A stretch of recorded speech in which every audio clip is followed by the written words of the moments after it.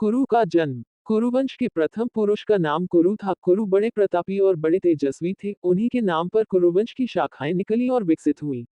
एक से एक प्रतापी और तेजस्वी वीर कुरुवंश में पैदा हो चुके हैं। पांडवों और कौरवों ने भी कुरुवंश में ही जन्म धारण किया था। महाभारत का युद्ध भी कुरुवंशियों में ही हुआ था। किंतु कुरु कौन थे और उनका जन्म किसके द्वारा और कैसे हुआ था, वेदव्यास जी ने इस पर महाभारत में प्रकाश डाला है। हम यहाँ संक्षेप में उस कथा को सामने रख रहे हैं। कथा बड़ी रोचक और प्रेरणादायिनी है। अति प्राचीन काल में हस्तिनापुर में एक प्रतापी राजा राज्य करता था। उस राजा का नाम सवर्ण था। वह सूर्य के समान तेजवान था और प्रजा का बड़ा पालक था। स्वयं कष्ट उठा लेता था, पर प्राण देकर भी प्रजा के कष्टों को दूर करता था। सवर्ण सूर्यदेव का अनन्य भक्त था। वह प्रतिदिन बड़ी ही श्रद्धा के साथ सूर्यदेव की उपासना किया करता था। जब तक सूर्यदेव की उपासना नहीं कर लेता था, जल का एक घूंट भी कंठ के नीचे नहीं उतारता था। एक दिन सवर्ण एक पर्वत पर आखेट के लिए गया। जब वह हाथ में धनुष बाण लेकर पर्वत के ऊपर आखेट के लिए भ्रमण कर रहा था, तो उसे एक अतीव सुंदर युवती दिखाई पड़ी। वह युवती सुंदरता के सांचे में ढली हुई थी। उसके प्रत्येक अंग को विधाता ने बड़ी ही रुचि के साथ संवार संवार कर बनाया था। सवर्ण ने आज तक ऐसी स्त्री देखने की कौन कहे, कल्पना तक नहीं की थी। सवर्ण स्त्री पर आकृष्ट हो गया। सब कुछ भूलकर अपने आप को उस पर निछावर कर दिया। वह उसके पास जाकर तृषित नेत्रों से उसकी ओर देखता हुआ बोला, तन्वंगी, तुम कौन हो? तुम देवी हो, गंधर्व हो या किन्नरी हो? तुम्हें देखकर मेरा चित्त चंचल हो उठा। तुम मेरे साथ गंधर्व विवाह करके सुख उपभोग करो।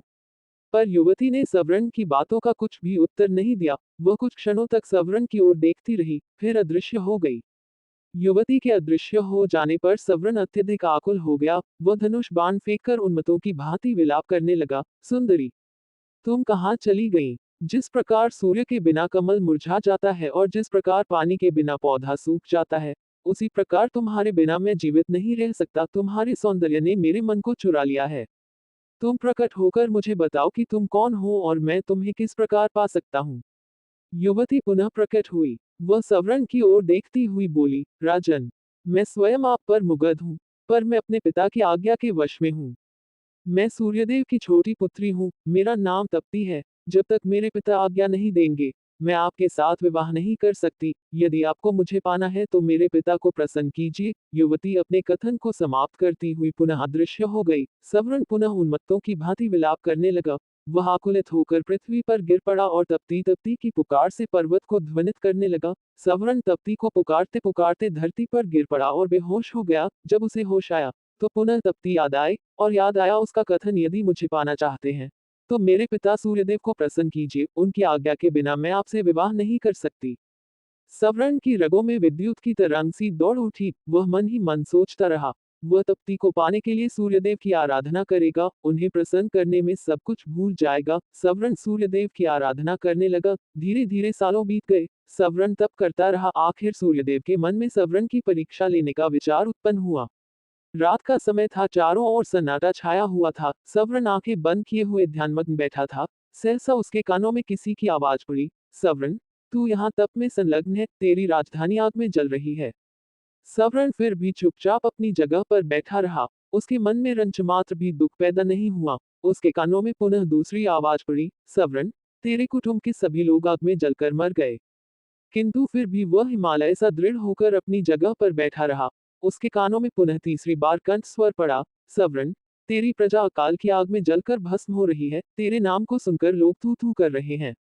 फिर भी वह दृढ़तापूर्वक तप में लगा रहा। उसकी दृढ़ता पर सूर्यदेव प्रसन्न हो उठे और उन्होंने प्रकट होकर कहा, सवर्ण, मैं तुम्हारी दृढ़ता पर मुग्ध हूँ। बोलो, तुम्हें क्या चाहिए? सवर्ण सूर्यदेव को प्रणाम करता हुआ बोला, देव, मुझे आपकी पुत्री तप्ती को छोड़कर और कुछ नहीं चाहिए। कृपा करके मुझे तप्ती को देकर मेरे जीवन को कृतार्थ कीजिए। सूर्यदेव ने प्रसन्नता की मुद्रा में उत्तर दिया, सवर्ण, मैं सब कुछ जानता हूँ। तप्ती भी तुमसे प्रेम करती है। तप्ती तुम्हारी है। सूर्यदेव ने अपनी पुत्री तप्ती का सवर्ण के साथ विधिवत विवाह कर दिया। सवर्ण तप्ती को लेकर उसी पर्वत पर रहने लगा और राग रंग में अपनी प्रजा को भी भूल गया। उधर सवर्ण के राज्य में भीषण अकाल पैदा हुआ। धरती सूख गई। कुएं, तालाब और पेड़ पौधे भी सूख गए। प्रजा भूखों मरने लगी। लोग राज्य को छोड़कर दूसरे देशों में जाने लगे। किसी देश का राजा जब राग रंग में डूब जाता है, तो उसकी प्रजा का यही हाल होता है।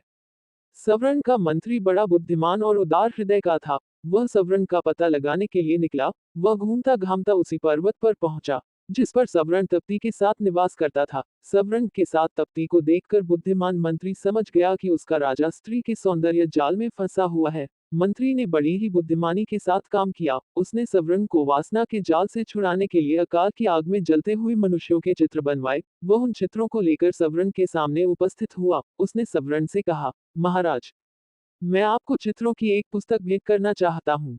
मंत्री ने चित्रों की वह पुस्तक सवर्ण की ओर बढ़ा दी। सवर्ण पुस्तक के पन्ने उलट पलट कर देखने लगा। किसी पन्ने में मनुष्य पेड़ों की पत्तियां खा रहे थे, किसी पन्ने में माताएं अपने बच्चों को कुएं में फेंक रही थी, किसी पन्ने में भूखे मनुष्य जानवरों को कच्चा मांस खा रहे थे, और किसी पन्ने में प्यासे मनुष्य हाथों में कीचड़ लेकर चाट रहे थे। सवर्ण चित्रों को देखकर गंभीरता के साथ बोला, ये किस राजा के राज्य की प्रजा का दृश्य है?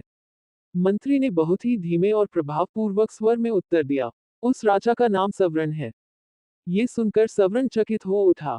वह विस्मय भरी दृष्टि से मंत्री की ओर देखने लगा। मंत्री पुनः अपने ढंग से बोला, मैं सच कह रहा हूं महाराज, यह आपकी ही प्रजा का दृश्य है। प्रजा भूखों मर रही है। चारों ओर हाहाकार मचा है। राज्य में न अन्न है, न पानी है। धरती की छाती फट गई है। महाराज, वृक्ष भी आपको पुकारते पुकारते सूख गए हैं। उद्धरण चिन्ह। ये सुनकर सवर्ण का हृदय कांप उठा। वह उठकर खड़ा हो गया और बोला, मेरी प्रजा का ये हाल है और मैं यहाँ मद में पड़ा हुआ हूँ। मुझे धिक्कार है, मंत्री जी। मैं आपका कृतज्ञ हूँ, आपने मुझे जगाकर बहुत अच्छा किया। सवर्ण तप्ती के साथ अपनी राजधानी पहुंचा। उसके राजधानी में पहुंचते ही जोरों की वर्षा हुई। सूखी हुई पृथ्वी हरियाली से ढक गई। अकाल दूर हो गया। प्रजा सुख और शांति के साथ जीवन व्यतीत करने लगी। वह सवर्ण को परमात्मा और तप्ती को देवी मानकर दोनों की पूजा करने लगी। सवर्ण और तप्ती से ही कुरु का जन्म हुआ था। कुरु भी अपने माता पिता के समान ही प्रतापी और पुण्यात्मा थे।